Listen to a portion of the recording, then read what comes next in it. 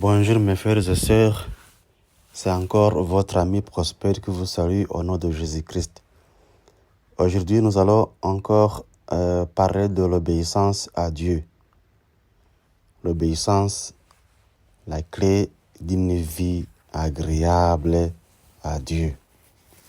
Lorsque nous lisons dans 1 Samuel 15, verset 22, nous y trouvons ceci. Samuel reprit, le Seigneur aime-t-il autant des sacrifices d'animaux que d'obéissance à ses paroles? Non. Pour lui, l'obéissance docile est préférable au sacrifice des bêtes les plus grasses. Durant la période de Samuel, il avait remarqué que beaucoup de gens sont préoccupés à donner des sacrifices pour que leurs péchés soient pardonnés ou soient effacés. Donc, ces gens-là ne voulaient pas changer d'attitude. Ils avaient compris ou ils avaient dans leur tête que en donnant des sacrifices seulement, leurs péchés seront pardonnés ou seront effacés. Mais dorénavant, le sacrifice seul ne pouvait pas faire effacer les péchés des malfaiteurs. Ces gens-là, ils avaient oublié quelque chose de très important. Donc, à côté du fait qu'ils devraient donner des sacrifices pour leurs péchés, ils devaient aussi changer de comportement pour que ces sacrifices portent des fruits, pour que ces sacrifices aient des effets. C'est pourquoi Samuel a posé cette question.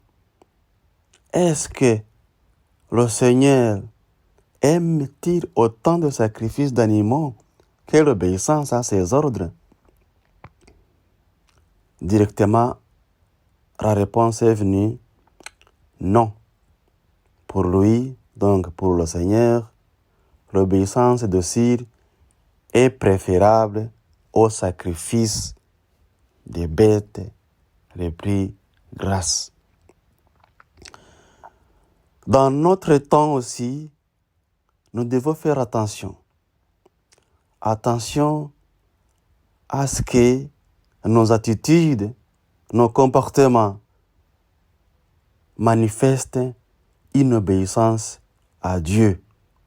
Sinon, si nous n'obéissons pas à notre Dieu, la mort nous attend. Le feu éternel nous attend. Les malheurs éternels nous attendent. C'est pourquoi, mes frères et sœurs, faisons attention.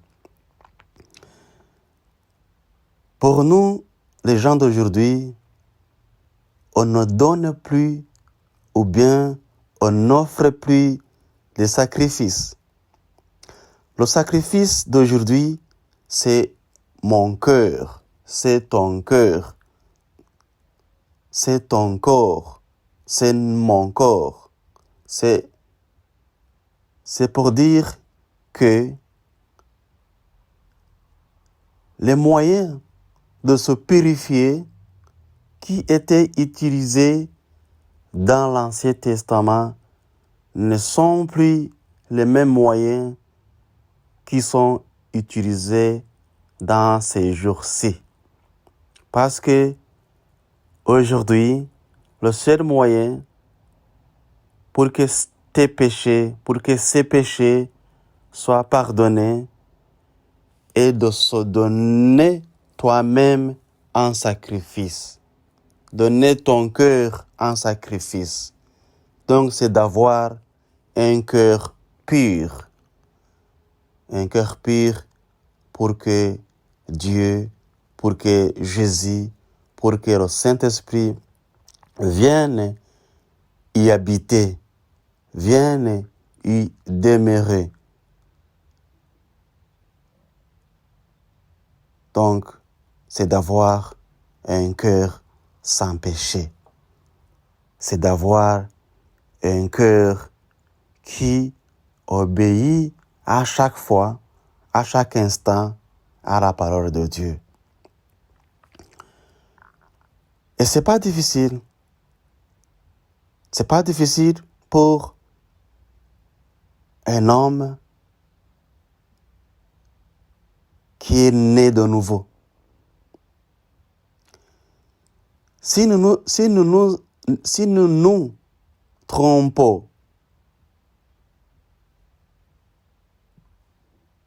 à suivre Jésus comme on était avant, c'est-à-dire avant lorsqu'on était dans le monde, en pratiquant les péchés, ce fardeau-là, le fardeau de suivre Jésus, nous sera difficile à porter. Mais si nous décidons de changer nos comportements et de vivre selon la parole de Dieu, le fardeau que Jésus nous fait porter n'est pas difficile à porter. On peut lire dans 1 Jean, chapitre 5, verset 3. En effet, l'amour envers Dieu consiste à respecter ses commandements. Or, ces commandements ne représentent pas un fardeau. L'amour envers Dieu consiste à respecter ses commandements. Dans d'autres termes, on ne peut pas dire qu'on aime Dieu alors qu'on ne respecte pas ses commandements. On ne peut pas dire que Dieu est en nous alors que nous ne respectons pas ses commandements.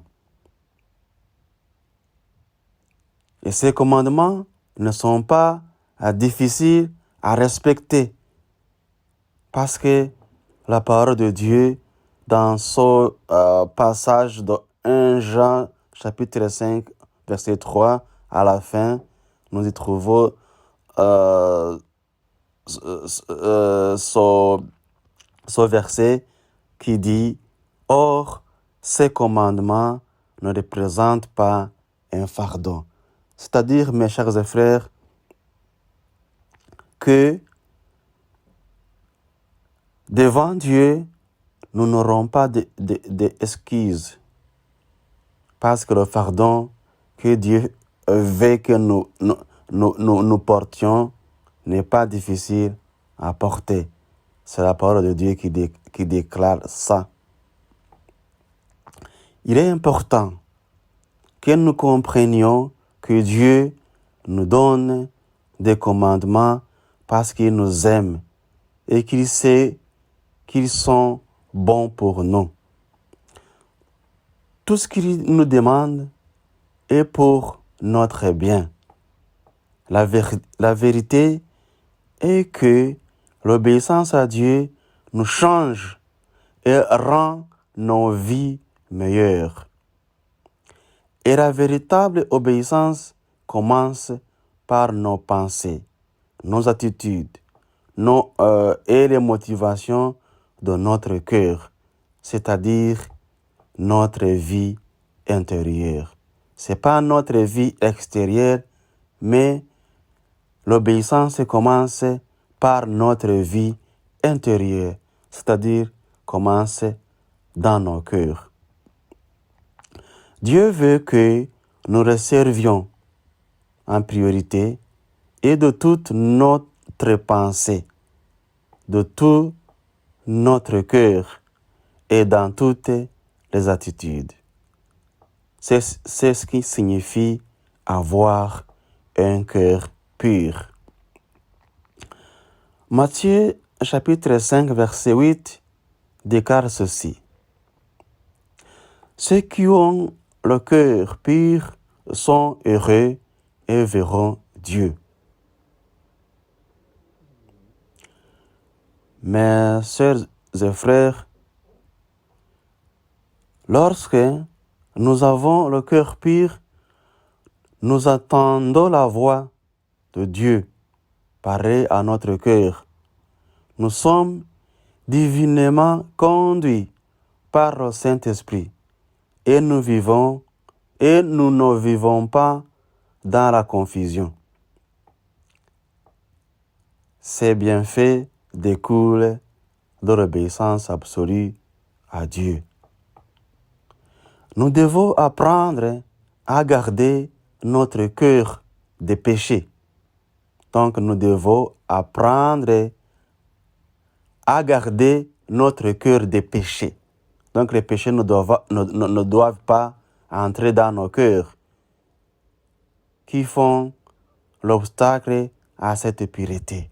Ce sont les péchés qui font l'obstacle à cette pureté. Donc nous devons garder nos cœurs. Nous devons faire attention à ce que les péchés ne puissent pas entrer dans nos cœurs pour que nous n'abîmions pas la pureté qui devrait régner dans notre cœur. Le compromis en fait partie. Accepter un compromis, c'est transiger un tout petit peu avec ce que vous savez être juste. Il est facile de justifier une telle attitude et de se convaincre que cela n'a pas grande importance. Dieu, il est plein de miséricorde, mais il est aussi juste et il sait qu'il est dans notre intérêt de faire ce qui est juste, même si son amour couvre une multitude de péchés. Ne cédez pas devant des excuses qui peuvent vous empêcher de connaître ce que Dieu a de meilleur pour vous. Une décision alors pour aujourd'hui. Soyons déterminés à vivre pour la gloire de Dieu. Soyons prompts à écouter, à obéir et à faire ce qu'il nous demande. Puis, profitons de ces bénédictions. Que Dieu vous bénisse. Amen. Alléluia.